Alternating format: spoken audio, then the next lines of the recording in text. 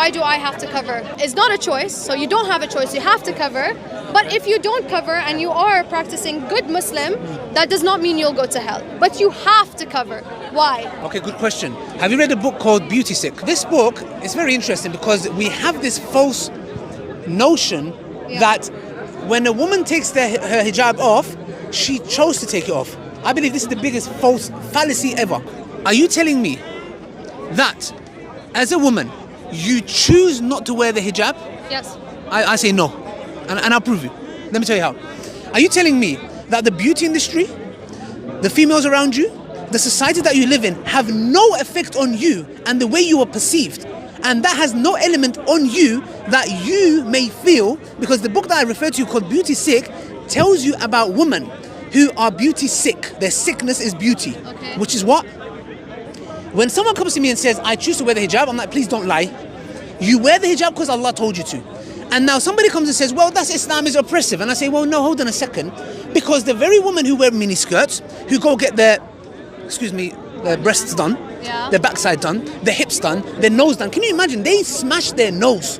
Are you telling me these people go and say, I choose to? No, you don't choose to. You do it because the beauty industry, the standards that the society have put a bar on, you are trying to reach those at the cost that you can even lose your life. Then your argument is actually null and void, because the same way that a woman will choose or has no choice to wear hijab, but also does these things to herself, and it's like, oh, that's not her choice. Yes. Then where do you meet in the middle? Good. And where is the choice? This is where you meet in the middle.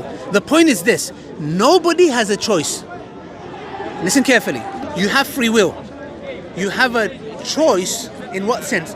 Which one to follow? Both of them don't have no choice. The one who goes and gets a nose done and has makeup and can't leave the house without makeup, being in front of the window for 2 hours, etc. Okay, and the woman who wears the hijab, they are both told to do so.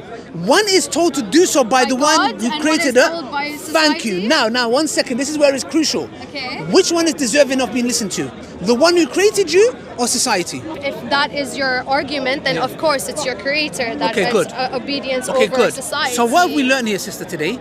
Both individuals have no choice. They are both told to do something. Okay. One is from the creator, one is from the creation. This is where I accepted Islam, because I said, hold on a second. And I'll give you this personal story. I used to have a jumper like this. It was a black one. I thought I looked really handsome in it. No, I genuinely thought I look very good in this jumper. I mean, I think I look very good. Maybe some people might differ. And I used to hate the jumper. It used to make me itch. When I used to be in the club, I used to itch, but I just hated it. But I was like, no, I look good. Yeah?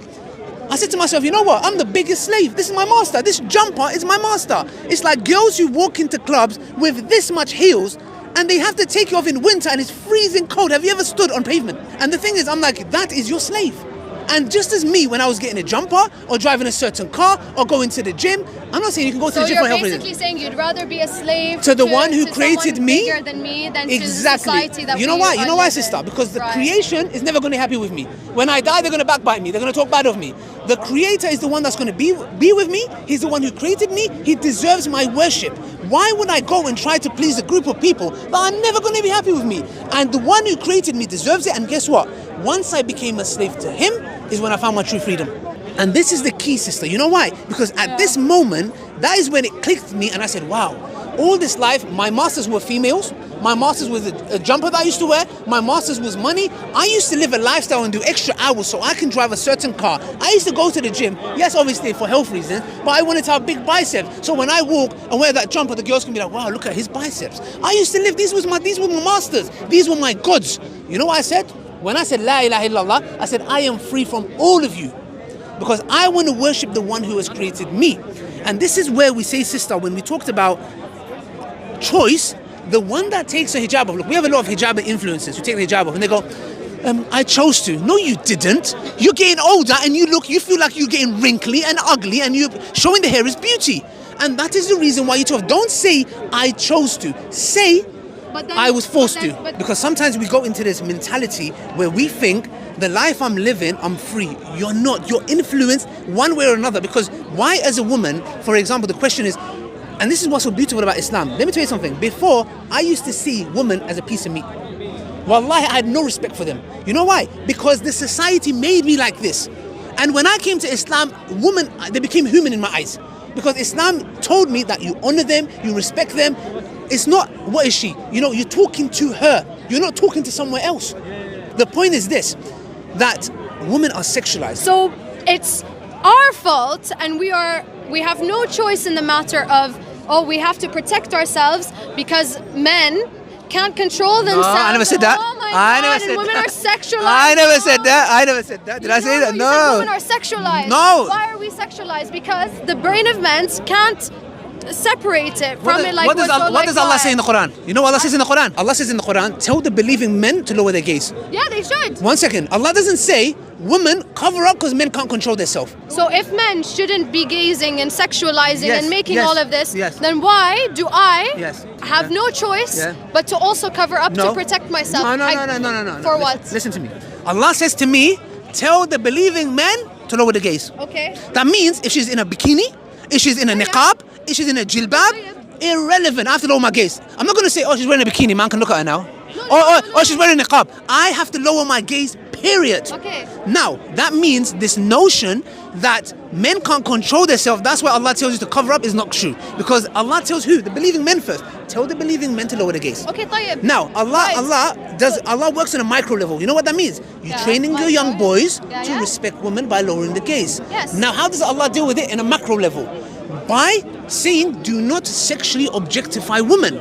Now, if I am looking all around me and I see bikini women in there that's talking about chocolate, and I'm thinking, what's chocolate got to do with a bikini? Yeah. And then I'm seeing a woman over there, argument saying, dressed up in this way and that way. The society is sexually objectifying women. Look, I was watching a documentary yesterday. Yeah? It was talking about in the 1970s, Times Square in New York, there was a man who killed 80 prostitutes. And these women they were not human. Yeah, There was a study that was done that looked into a man's brain. They showed him women in bikini. The part of the brain that lights up for tool use, you know, tool use, screwdriver, lit up. You know what that means? He didn't even see him as human.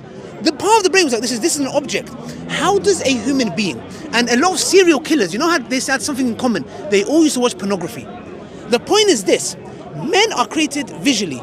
If you sexually objectify women to such a level, men lose respect. This doesn't mean that a person has a right to go and abuse or rape or whatever just because a woman is dressed up in a certain way. There are women who are dressed up in hijab and niqab that get raped. The point is this, sister, everyone has a role to play. My role is I lower my gaze, but I would not also like you to, this woman, to be in my face or dressed up in a certain way where I'm like, well, I would not like to see that. The point is this, Islam deals with giving the responsibility to both. Allah is telling you, this is the best way to live your life. And I'm telling you, sister, there's a lot of things I had to give up when I came to Islam. A lot of things I did not want to let go of. But let me tell you something. Letting go of them, it made me who I am today. Islam is the solution. There is no other religion, I'm telling you. It might sound, yeah, okay, here we go. My religion is, I'm telling you, we can prove it. I'm not here to talk, I can prove it. Islam gives me purpose. I know my purpose, I know why I'm here, I know where I'm going, I know what to live by. But the point is this, Islam is the best solution. And guess what? You are going to live by a way of life anyways. And you already are. Live by the one that God sent you because that's the best.